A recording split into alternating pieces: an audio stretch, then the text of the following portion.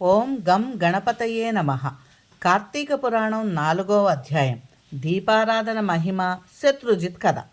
ఈ విధముగా వశిష్ఠుల వారు కార్తీక వ్రతము యొక్క మహిమ వల్ల బ్రహ్మరాక్షస జన్మ నుండి కూడా విముక్తి నొందిరి అని చెప్పుచుండగా, జనకుడు మహాతపస్వి తమరు తెలియజేసిన ఈ ఇతిహాసములు వినిన కొలది తనివి తీరకున్నది.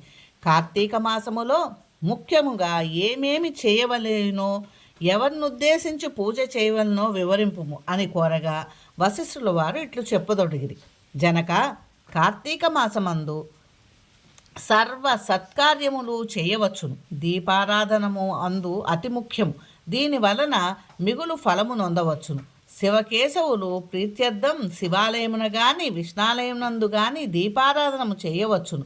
సూర్యాస్తమయమందు అనగా సంధ్య చీకటిపడు సమయమున శివకేశవుల సన్నిధి గాని ప్రాకారమునందు గాని దీపముంచిన వారు సర్వ పాపములను పోగొట్టుకొని వైకుంఠ ప్రాప్తి నొందుదురు. కార్తీక మాసమందు హరిహరాదుల సన్నిధిలో ఆవు నీతితో గాని కొబ్బరి నూనెతో గాని అవిసె నూనెతో గాని విప్ప నూనెతో గాని ఏదీ దొరకనప్పుడు ఆమదముతో గాని దీపము వెలిగించి ఉంచవలెను. దీపారాధన ఏ నూనెతో చేసినను మిగులు పుణ్యము కలుగును.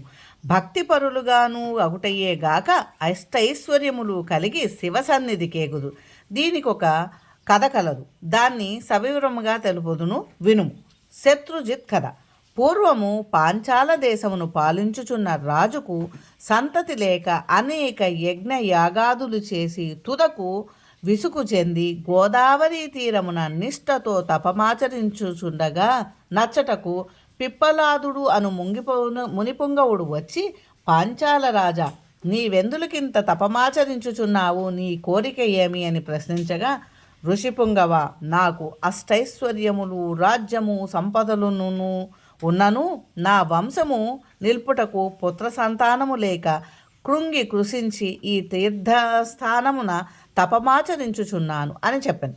అంత మునిపుంగవుడు, ఓయి, కార్తీక మాసమున శివ సన్నిధిని శివదేవుని ప్రీతి కొరకు దీపారాధనము చేసిన ఎడల నీ కోరిక నెరవేరగలదు అని చెప్పి అచట నుండి వెడలిపోయాను.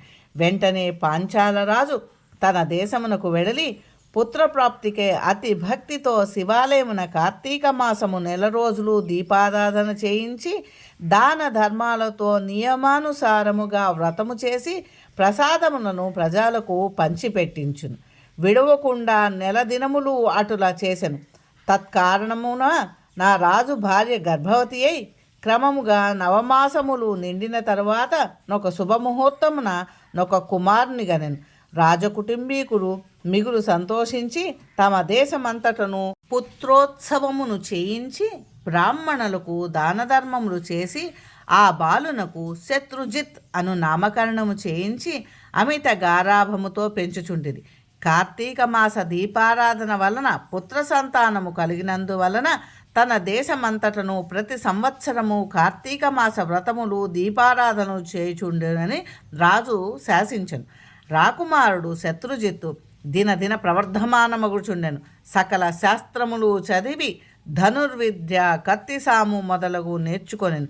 కానీ యవ్వనము రాగానే దుష్టుల సావాసము చేత, తల్లిదండ్రుల గారాభం చేత తన కంటికింపకు స్త్రీలను బలాత్కరించుచు ఎదిరించిన వారిని దండించుచు తన కామవాంఛ తీర్చుకొనుచుండెను. అవన్నీ చూసి కూడా తల్లిదండ్రులు తమకు లేక కలిగిన కుమారుడని తలంచి చూసి చూడనట్లు విని విననట్లు ఉండిది. శత్రుజిత్తు ఆ రాజ్యములో తన కార్యములకు అడ్డుచెప్పు వారినందరకు కత్తి పట్టుకుని ప్రజలకు భయకంపితులు చేయుచుండెను.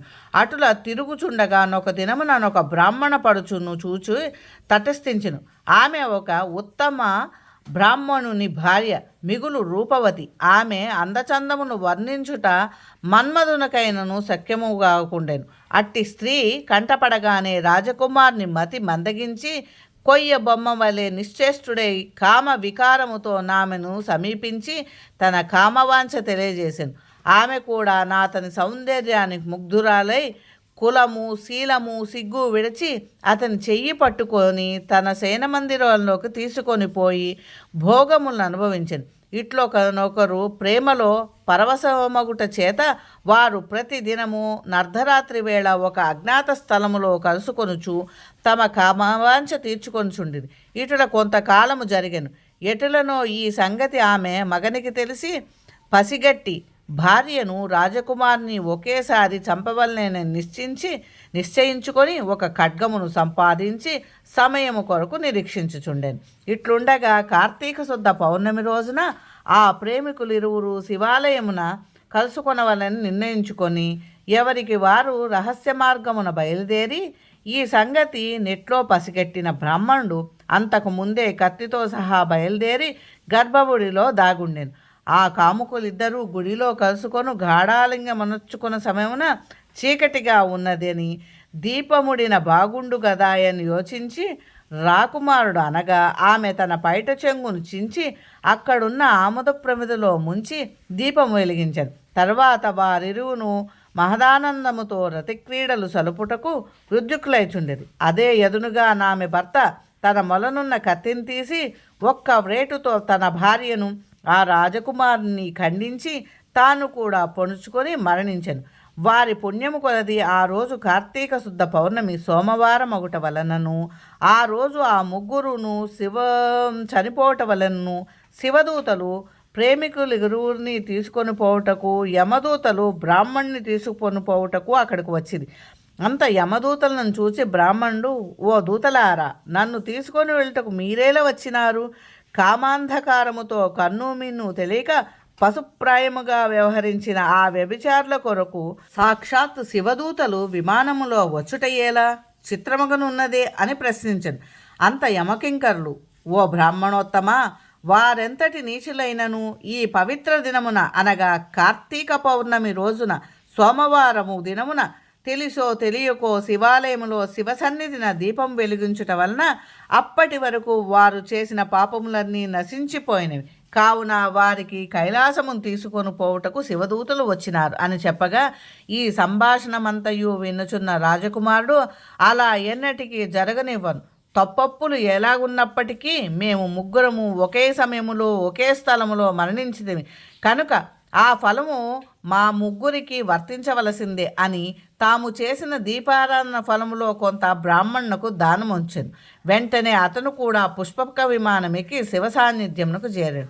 వింటివా జనకరాజా, శివాలయములో దీపారాధన చేయట వలన ఆ ప్రేమికులు చేసిన పాపములు పోవుటయ్యేగాక కైలాస ప్రాప్తి కూడా కలిగాను.